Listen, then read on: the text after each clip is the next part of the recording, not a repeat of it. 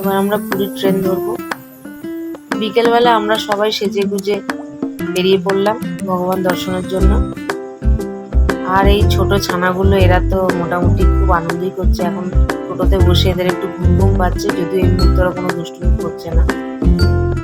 ওরা রাস্তার গাড়িগুলো যাচ্ছে সেই সবগুলোই দেখছে।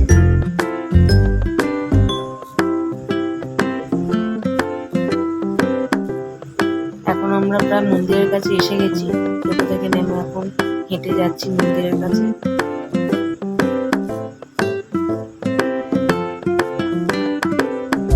ওই যে মন্দিরের চূড়া দেখা যাচ্ছে। বিকেলবেলা এসছি, ওই পতাকা পরিবর্তন হয় সেই সময়।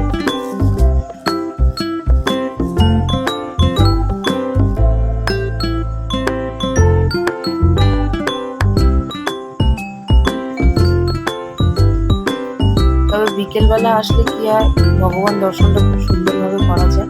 সেরকম একদমই ভিড় থাকে না, খুব অল্প ভিড় থাকে।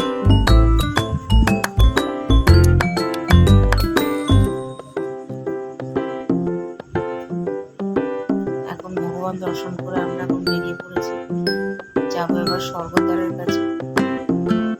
ওখানে সমুদ্রের পাড়ে